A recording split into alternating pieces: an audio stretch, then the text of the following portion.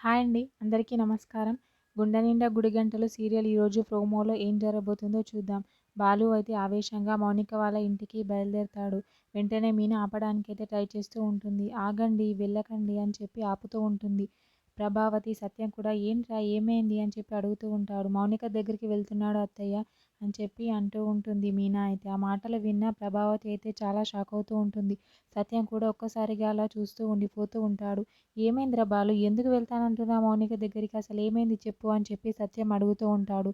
వెంటనే బాలు అయితే మౌనిక జాబ్ చేయట్లేదంట నాన్న, మానేసిందంట అని చెప్పి అంటూ ఉంటాడు. వెంటనే ప్రభావతి అయితే అయితే మాత్రం పెళ్ళిలో అంత గొడవ చేసి మళ్ళీ ఆ ఇంటి వైపు చూడాలని అనుకుంటున్నావా?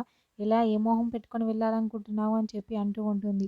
అయినా సరే అవన్నీ పట్టించుకోకుండా బాలు అయితే బయలుదేరుతూ ఉంటాడు. వెంటనే గేటు ముందు అయితే ఒక కారు వచ్చి ఆగుతుంది.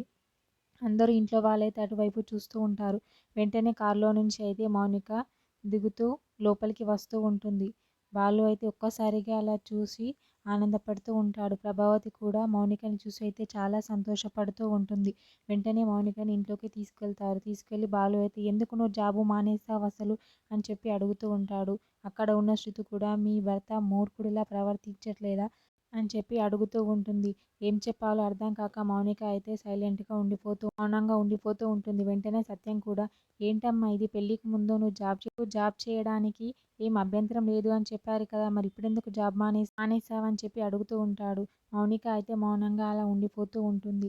బాలు అయితే మౌనిక మొహం చూసి అయితే ఏదో జరిగే ఉంటుంది, ఏంటో జరిగింది, మౌనిక అయితే ఏదో దాస్తుంది చెప్పట్లేదు అని చెప్పి తన మనసులో అయితే ఆలోచించుకుంటూ ఉంటాడు. మరేం జరుగుతుంది అనేది నెక్స్ట్ ఎపిసోడ్లో చూద్దాం. ఓకే, థ్యాంక్ యూ అండి. నా ఛానల్ని సబ్స్క్రైబ్ అండ్ లైక్ చేయండి.